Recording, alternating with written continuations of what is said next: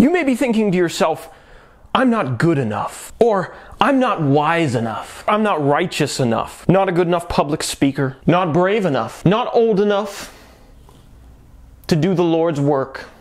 And this is where I'm supposed to tell you that, oh no, you're beautiful, and you're so smart, and you're so intelligent, and you can do anything you set your mind to. But that's not what I'm going to tell you this morning. I'm going to tell you, you're probably right.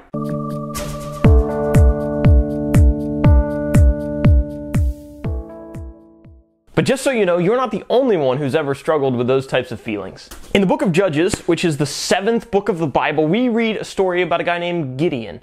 And Gideon is tasked by the Lord to defeat the Midianites, who are this great force that's oppressing the people. In chapter 6 of Judges, the angel of the Lord appears to Gideon and tells him that he wants him to go battle the Midianites. And Gideon's a little hesitant. Gideon says, "Please, Lord, how can I save Israel? Behold, my clan is the weakest in Manasseh, and I am the least of my father's house." Where are Gideon's eyes in this story? Gideon's eyes are all over himself. And all he can see is his weakness and his inability and his lack of skill to do what the Lord has told him to do. And God is pointing at him, and notice what God says. The angel says to him in verse 14, "The Lord turned to him and said, Go in this might of yours and save Israel from the hand of Midian. Do not I send you?" Gideon's eyes are all on himself, and that's all he can see is his insufficiency. And God's saying, get your eyes off yourself for half a second, Gideon, and look at me. And the whole rest of the story of Gideon is going to be God proving to him and proving to all Israel that he is their source of strength, and he has to be, or else they'll never win. There's another story later on where Gideon takes about 30,000 men to battle the Midianites, to free the Israelites, and even that wasn't enough men, and God tells him, you got too many men. Because I want you to know that I gave you this victory. I want you to put your eyes on the person who's actually in charge in this situation, and that's me. And so he takes Gideon's army of 30,000 men and cuts it down to 300 men, and they end up conquering thousands of Midianites. There's another story in the Bible that people know a little bit better, and that's Moses at the burning bush.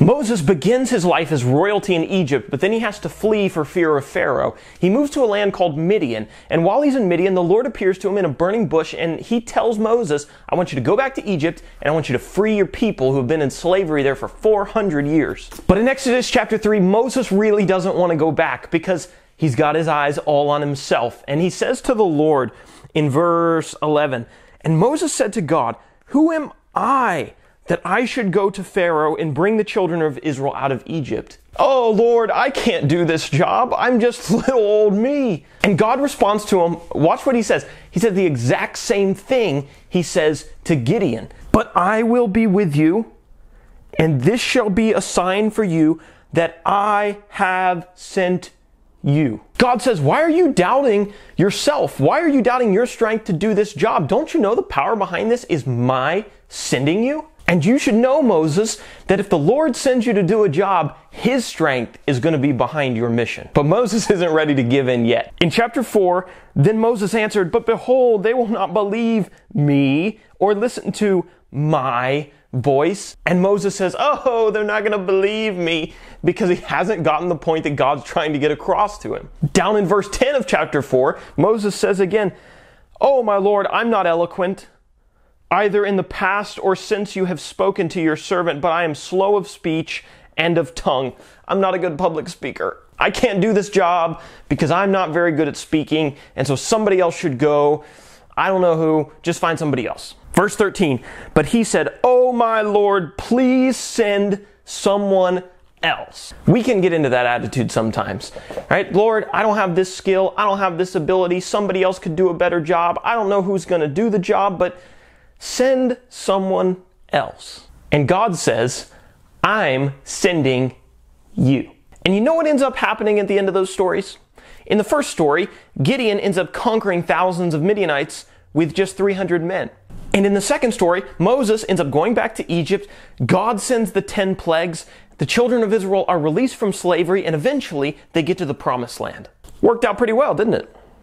And so the next time the Lord presents you with an opportunity, and maybe you don't consider yourself to be the best, or the most talented, or the most righteous, you ought to think about taking that opportunity anyway. Because the Lord doesn't need perfection. The Lord is perfection. And He is looking for willing individuals so He can get His work done through them.